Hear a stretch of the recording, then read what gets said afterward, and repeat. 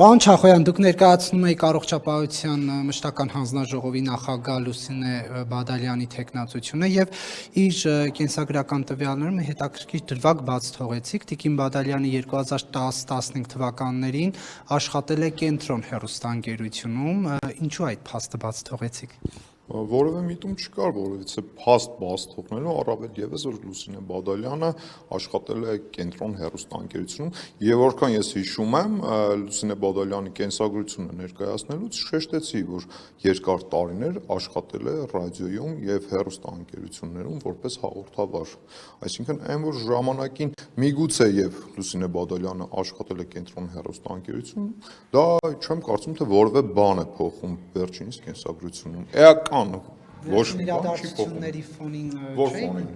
Պարոն Ծառուկյանին դիմակավորված արձագանքներով կերպելով բերման ենթարկելու ֆոնին։ Ես չեմ կարծում, թե դա որևէ կերպ թիրախավորում է Լուսինե Բադալյանին։ Եկեք չմոռանանք, որ նույն Գագիկ Ծառուկյանը բավականին մեծ կարողությունների տեր մարդ է, ինչպես նաև ընդդիմադիր շրջանակներից շատերը, օրինակ ասենք Սամվել Կարապետյանը, Ռոբերտ Քոչարյանը, Սերժ Սարգսյանի հարազատն է, ու մենք ապրում ենք փոքր երկրում, Հայաստանը բավականին փոքր երկիր է եւ ինչ որ ուղղությամբ շարժվելիս, ինչ որ մասնավոր ընկերությունում աշխատանքի ընդունվելիս չեմ կարծում որ բացառված է որ մի գեղեցիկ օր մեզանից որևիցե մեկը հանկարծ սկսի աշխատել այդ ընկերություններում, այսինքն այն որ ֆինանսական միջոցները կենտրոնացած են այդ անձանց ձեռքում, այդ թվում նաև Գագիկ Ծառուկյանի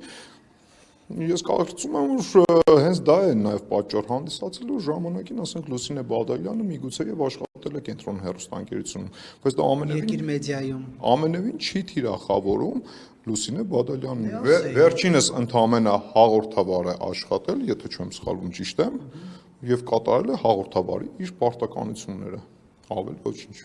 Պարզապես հետաքրքիր որ Կենտրոնի երկիր մեդիայի պահը շեշտեցիք։ Կենսագրական այն տվյալները, որոնք կային իմ ձեռքի տակ, ես այդ տվյալներն եմ ներկայացրել։ Բնականաբար Լուսինե Բադալյանից եմ ստացել այդ կենսագրական տվյալները, հաստատ օդից չէի վերցրել։ Իսկ այդ տվյալներում այն ինչը ներկայացված էր, ես ներկայացրել եմ, հնչեցրել եմ ազգային ժողովի ամբիոնից, այսքանը։ Դուք պարոն վարչապետի հետ քննարկել եք ձեր ազգային ժողով գալու հարցը, թե դա զուտ եղել է օրինակ ձեր ցանկությունը մանդատ վերցնելու։ Բնականաբար նաև քաղաքական առաջնորդի հետ է քննարկում եղել եւ այո, եկել ենք այն եզրահանգման, որ ժողովրդի տված քվեին պետք է տեր կանգնել։ Ինչը հիմքում դրվեց ձեր այստեղ գտնվելը ինչով է արդյունավետ կառավարությունում գտնվելու փոխարեն։ Որպես այդպեսին շատ ավելի վեր դասեցինք ժողովրդի տված լեգիտիմ ընտրությունների արդյունքում ժողովրդի տված քվեն։ Այո, մանդատը այն հնարավորությունն է, այն թույլտվությունն ու թողտվությունն է, որ ժողովուրդը տալիս է մեզ, որպեսզի առաջիկա 5 տարիներին ծառայենք հենց նույն ժողովրդին։ Տեղեկություններ կան, որ պարոն Փաշինյանը ձեզ ազգային ժողով է, ուղարկել որպես ակտիվ խոսացող դերակատարներից մեկ, որ սուր ելույթներ ունենաք, ավելի ոչ քաղաքական բառապաշարով հակադարձեք ընդդիմադիրներին, իրականում այս տեղեկությունները, որ ինձ փոխանցեցին, դրան հաջորդեց ձեր նմանատիպ մի քանի ելույթները եւ կարծեք թե այդ տեղեկությունները հաստատվում են։ Ես կարծում եմ դա ընդամենը համընկնում է եղել, ավել ոչ մի բան, իմ քաղաքական ոլորտում իմ ունեցած ելույթներին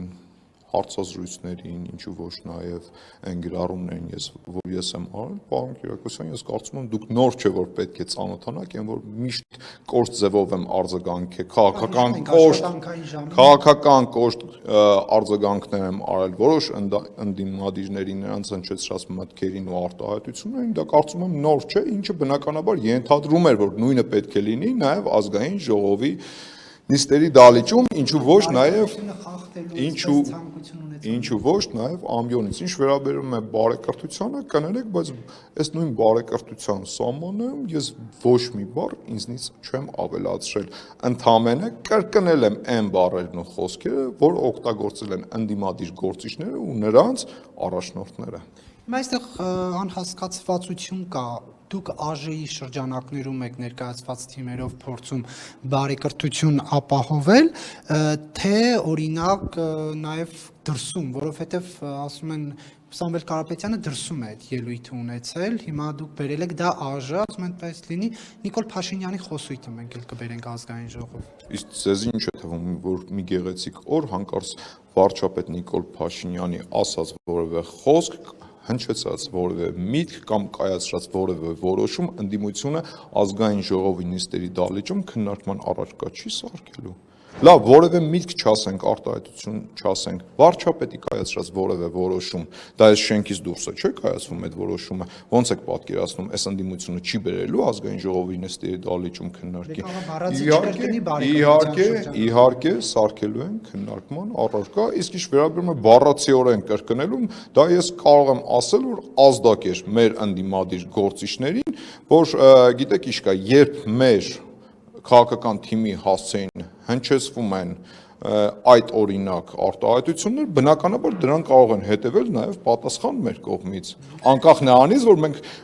պայմանավորվածություն ենք ձեռք բերել բարեկրթության սահմաններում հարաբերվել միմյանց հետ։ Եվ ասում են, որ այդ առումով ձեր ելույթները նաև ինչ որ առումով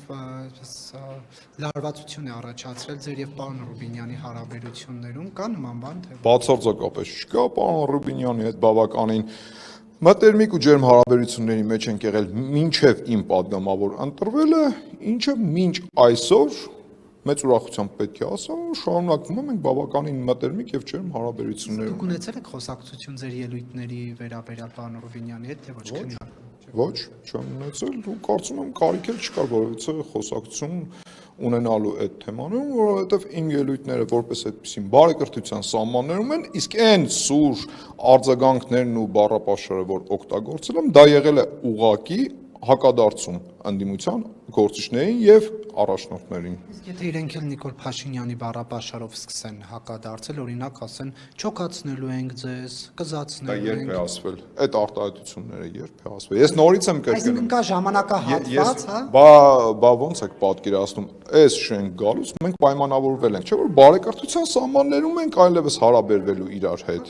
Բայց դրան զուգահեռ հնչեց մեր քաղաքական թիմի հասցեին վիրավորանք, ներողություն եմ խնդրում նորից կրկնելու համար, հայտնի Գյորմամիշ արտահայտությունը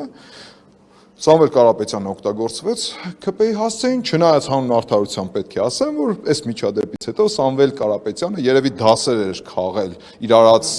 արտահայտությունից, իր արած արտահայտությունից երևի դասեր էր քաղել եւ հաջորդ օրը հայտարարեց, որ այդ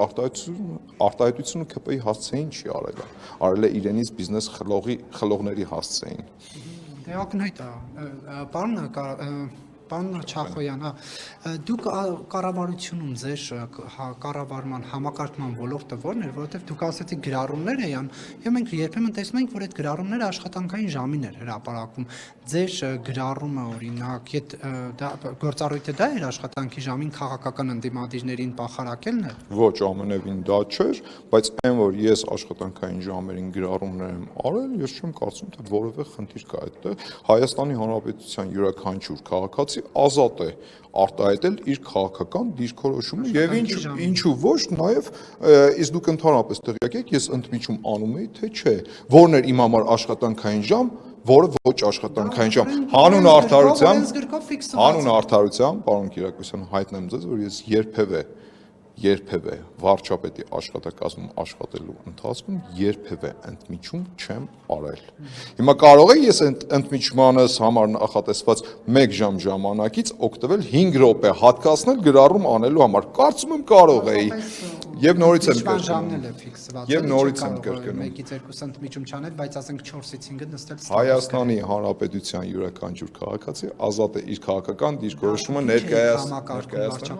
Այդ թվում նաև ապատեղեկատվության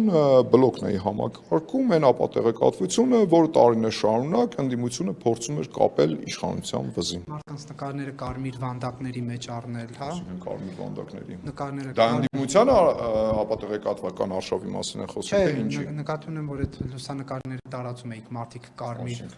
Որ լուսանկարները շրջանակների մեջ ներառված ընդդիմադիր գործիչների լուսանկարները։ Հնարավոր է ես տեղադրել եմ իմեջում, դա թաքցրած բան չէ, որևէ ընդդիմադիր գործիչների արած հայտարարություններ ու արտահայտություններ եւ գնահատական եմ տվել դրան քաղաքական։ Այդ թվում նաեւ ապատեղեկատվության դեմ պայքար, եթե ասում եք այդ թվում նաեւ այլ բաներ էիք անում, կասեք։ Նաեւ վարչապետի աշխատակազմի ղեկավարի տրված հանձնարարականներն էի կատարում։ Ձեր պաշտոն անձնագիրուներ դեռ նշված էր ձեր պարտականությունը։ Իհարկե նշված է եւ դա օրենքով է սահմանված, եթե չեք զլանա կարող եք բացել, կարդալ եւ ծանոթանալ։ Այս բանը չեմ հիշում օրենքում ոնց է սահմանված։ Գիտեք, Ես գիտեմ բավականին ավելի երկար, ոչ կան կոնկրետ բառեր օրենքով սահմանված կարգով օգտագործող, որոնք այս պահին չեմ հիշում բանավոր, չեմ կարծում թե այդտեղ որևէ խնդիր կա։ Շատ լավ է եւ դուք պարգևավճարներ ստանում եք։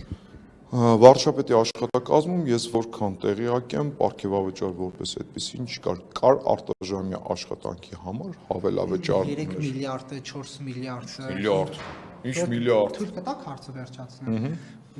Որ դուք այդպես շոկը հարվում եք այդ թվերից, ասեմ որ դա կառավարության որոշմամբ ա եղել, թույլ տվեք վերջացնեմ, 2025 թվականի դեկտեմբերին կառավարությունը որոշում է ընդունել պետական ծառայողների պարգևավճարների համար 3 ու քանի միլիարդ հատկացնել, 6 ամիս հետո 4 ու քանի միլիարդ եւ մոտ 1 ամիս առաջ 5 միլիարդ, այդ միլիարդների մասին եմ հարցնում, որտեղ 600 քանի միլիոնի կարգի բաժին էր հասնում վարչապետի աշխատակազմին։ Այդտեղից դուք ստացել եք։ Որքան հասկացա դուք ի նկատի ունեք այն պիլոտային ծրագիրը, որով պետական ապարատի հազարավոր աշխատակիցների աշխատավարձը բարձրացել է։ Ես դա չեմ որակում որպես պարգևավճար, դա իրականում պիլոտային ծրագիր է պետական ապարատի աշխատողների աշխատավարձը բարձրացնելու համար։ Ոչ, պետք չի դա որակել որպես պարգևավճար, ընդ որում, որքան ես տեղյակ եմ, օրենքում նաև փոփոխություններ են տեղի ունենալու, որպեսզի այսուհետև որևէ պարգևավճար չլինի եւ այսուհետև այդ պիլոտային ծրագիրով հատկացվող գումարը որպես աշխատավարձ ստանան պաշտոնյաները եւ այո, քանի որ ես էլ մաս էի կազմում պետական ապարատի, ես էլ եմ ստացել այդ պիլոտային, եթե անկեղծ չեմ հիշում, բայց կարող եմ ասել, որ բնականաբար ես հայտարարագիր եմ ներկայացրել 2025 թվականի համար, 2026 թվականի համար այդ հայտարարագիրը շուտով կներկայացնեմ, այդ հայտարարագրում կարող եք բացել ծանոթանալ։ Ձեզ քվեթված 720,000 ամենայն հարգանքով Հայաստանի Հանրապետության բոլոր քաղաքացիների նկատմամբ, բայց կարծում եք 720,000 հոգուց բոլորը այդ հայտարարագիր ուսումնասիրելու ձևը գիտեն, լավ չի դուք թիվը հնչեցնեք։ Կարող եք հայտարարագիրը բացել, ուսումնասիրել, գտնել այդ թիվը եւ հրապարակել, որպեսզի ձեր նշած 720,000 քաղաքացիները ծանոթանան այդ անկեղծ չեմ հիշում, որովհետև այդ ընթացքում այդ ընթացքում ես եղել եմ նաև արձակուրդի մեջ,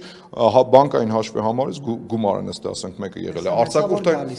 ոչ, SMS չի, որ գալիս էր արձակուրդայինի վճարը, գալիս էր այդ ամսվա մի մասը աշխատած օրի դիմաց ստացած աշխատավարձը, ինչպես նաև այդ պիլոտային ծրագրով աշխատավարձի բարձրացումը, դրա համար անգիր չեմ հիշում ու որևէ նշանակություն ես դրա երբևէ չեմ էլ տվել։ Այսինքն միլիոններով ստանում եք եւ նշանակություն չէ։ Հարցը նրանում է, որ ես պետական ապարատում մտել եմ աշխատանքի, ոչ թե պարգևավճարներ ու բարձր աշխատավարձի, այլ զուտ միայն Հայաստանի Հանրապետությանը ծառայելու համար։ Մի փոքրիկ գաղտնիք էլ կարող եմ բացել, որ մինչև թողեք որևէ կարիքավորի։ Թողեք խոսքս մինչև վերջ ասեմ։ Պետք է ձեզ նաև հայտնեմ, որ մինչև պետական ապարատում աշխատանքի ընդունվելը վարչապետի աշխատակազմում ես ամսական կտրվածքով եթե նայում եմ կամ թեկուզ տարեկան միջինով եթե նայենք, ես շատ ավելի շատ գումար էի վաստակում, քան պետական ապարատում։ Որտե՞ղ էիք աշխատում։ Մասնավոր ոլորտում էի աշխատում, զբաղվում էի թվային գովազդով։ Ու այդ միջավայրում չգրանցված աշխատանք էր, այդ միջավայրում ես ավելի շատ էի գումար վաստակում։ Չգրանցված աշխատող եղել։ Outsourcing տեղյակ եք outsourcing-ից։ Outsourcing-ով էի զբաղվում ու դրա հաշվին ես ավելի շատ գումար էի վաստակում, բայց փաստացի պետական ապարատում հիմա ավելի քիչ Ինքը ձեր կարիք ունի, հա, այդ բարձր աշխատավարձից հրաժարվեցիք, եկաք։ Եթե ուզում եք Հարցնում եմ, այդ կերպ մեկնաբանել, դուք ասեք, հա, ես հարցնում եմ։ ոչ, Ասեք ոչ։ տեսեք, ընդհանրապես այսպես է, քաղաքականության մեջ մարդիկ մտնում են մի շարք դրդապատճառներով, շատ ժամանակ։ Ինչ կայի կամ աչքի չի։ Հեղափոխության օրերին ես մասնակցություն ունեցել եմ, ուղղակի երևի աչքի չեմ ընկել, չնայած հանուն արդարության, եթե որքան ես հիշում եմ 2018 թվականի հեղափոխության օրերին Հալաբյան փողոցի վրա Ազատություն ռադիոկայանը ինձնից նույնիսկ հարցազրույց է վերցրել, երբ որ հենց նույն հեղափոխության օրերին խաչմերուկ էի փակել։ Շնորհակալ եմ։ Ես եմ շնորհակալ։ Հարցնեի մոռացա։ Բայց ձեր Բաղրամյան 26-ը քիչ թիրախավորեք։